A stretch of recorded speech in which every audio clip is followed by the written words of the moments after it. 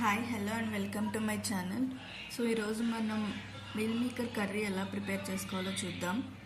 So mill makers curry అంటే యాక్చువల్గా పలావ్లోకి వాటిల్లోకి చాలా బాగుంటుంది కర్రీ. రైస్లో కూడా బాగానే ఉంటుంది. సో మీరు తప్పకుండా ట్రై చేయండి. ఫస్ట్ అయితే ఒక గిన్నెలో వాటర్ పెట్టుకొని బాగా హీట్ చేసుకోవాలన్నమాట. సో హీట్ చేసుకున్నాక అందులో మనం మిల్ మేకర్స్ ఉంటాయి కదా, సో అవి వేసేసుకోవాలి. మరుగుతున్నప్పుడు ఆ మిల్ మేకర్స్ వేసేసుకుంటే హీట్ అనేది సో దానికి మిల్ మేకర్స్కి బాగా పట్టి బాగుంటుంది. అప్పుడు తర్వాత అవి బాగా వాటర్ పీల్చేసుకున్న తర్వాత మెత్తబడతాయి కదా, సో అప్పుడు ఏం చేయాలంటే మనం అవి పిండుకొని పక్కన పెట్టుకోవాలి. కొంచెం చల్లారిన తర్వాత, సో ఇక్కడ చూపించినట్టుగా చల్లారిన తర్వాత తీసుకొని దాన్ని పిండుకొని అట్లా పక్కన పెట్టుకోండి. బాగా గట్టిగా పిండుకోవాలి, ఎందుకంటే లేకపోతే ఆ వాటర్ అనేది దాంట్లోనే ఉండి మనకి కర్రీ అనేది అంత మంచిగా రాదు. వాటర్ దాంట్లోనే ఉండిపోతే సో అందులో మసాలాస్ అవన్నీ సరిగ్గా పట్టవన్నమాట. సో అందుకని మనం మంచిగా గట్టిగా పిండుకొని పక్కన పెట్టుకోవాలి. సో చూసారా, ఇప్పుడు మనం కావాల్సిన ఏమేమి తీసుకున్నాను ఇక్కడ: క్యారెట్, బంగాళదుంప, ఆనియన్, మిర్చి, టమాటో. మీరు బీన్స్ ఉంటే బీన్స్ కూడా తీసుకోవచ్చు. నెక్స్ట్ అల్లం వెల్లుల్లి పేస్ట్ తీసుకున్నా. సో ఇట్లా మీరు మీ ఇంట్లో అంటే కర్రీకి ఏం కావాలో మీకు ఇంట్లో ఏమన్నా ఉంటే ఎక్స్ట్రా తీసుకోండి. సో నా దగ్గర ఉన్న వరకు తీసుకున్నా ఈరోజు. నెక్స్ట్ ఒక ప్యాన్లో ఆయిల్ వేసుకొని ఆయిల్ కొంచెం హీట్ అయిన తర్వాత సో ఇందులో యాక్చువల్గా తిరుమల గింజలు ఏమీ వేయము, ఎందుకంటే ఇది పలావ్లోకి వాటిలోకి వేస్తున్నాం కాబట్టి. నేను జస్ట్ ఇందులో ఒక చెక్క, 2 యాలకులు, ఒకటేమో ఆకు, బిర్యానీ ఆకు, సో అట్లా వేసాను. లవంగాలు అయిపోయినాయి, సో అందుకనే ఇలా కొంచెం హోల్ గరం మసాలా లైట్గా వేసుకోండి. వేసిన తర్వాత అందులో ఉల్లిపాయలు, పచ్చిమిరపకాయలు కట్ చేసి పెట్టుకున్నాను కదా, సో అవి వేసేసాను. అవి మంచిగా ఫ్రై చేసుకోండి. కొంచెం గోల్డెన్ బ్రౌన్ కలర్ వచ్చేంత వరకు మంచిగా ఫ్రై చేసుకోండి. సో నెక్స్ట్ చూసారా, సో ఇట్లా ఈ కలర్లో వచ్చేంత వరకు మీరు మంచిగా ఫ్రై చేసుకోండి. హైలో పెట్టొద్దు. సో ఇలా మీడియం ఫ్లేమ్లో పెట్టుకొని మీరు ఫ్రై చేసుకోండి. నెక్స్ట్ అల్లం వెల్లుల్లి పేస్ట్ ఉంది కదా, సో అది వేసేసుకొని మంచిగా దాన్ని కలిపేసుకోండి. అల్లం వెల్లుల్లి పేస్ట్ అనేది పచ్చివాసన పోయేంత వరకు వేపుకొని ఉంచుకోండి.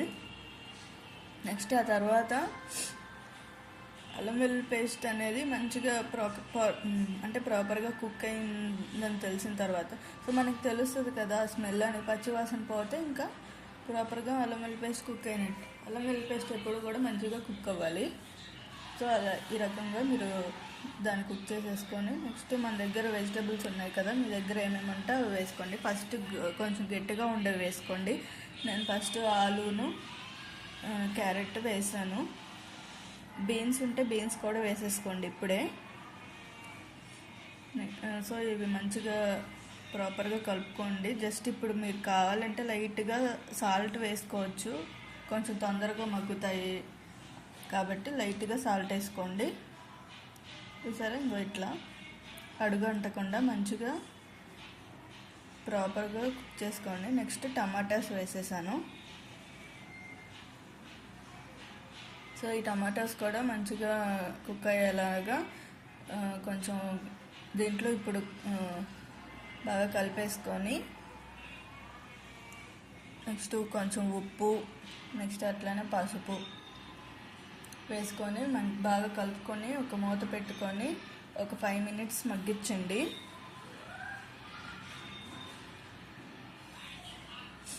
ఈ కర్రీ చాలా బాగుంటుందండి. మనం అంటే ఇంట్లో పలావ్ అలాంటివి చేసుకున్నప్పుడు వెజిటేబుల్ కర్రీ కావాలంటే సో ఇలా చేసుకోవచ్చు. వెజిటేరియన్స్ ఈ కర్రీ ఒకటిను, మష్రూమ్స్ కర్రీ చాలా బాగుంటుంది.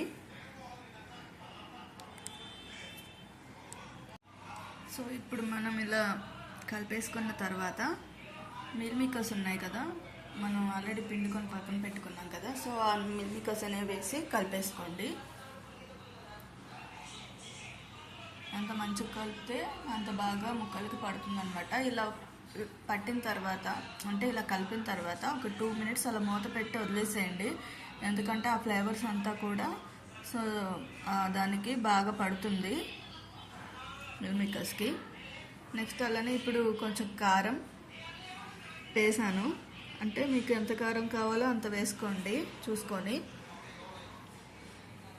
నేను తీసుకున్న క్వాంటిటీని బట్టి మనం కారం ఎంత వేసుకోవాలనేది చూసి యాడ్ చేసుకోండి.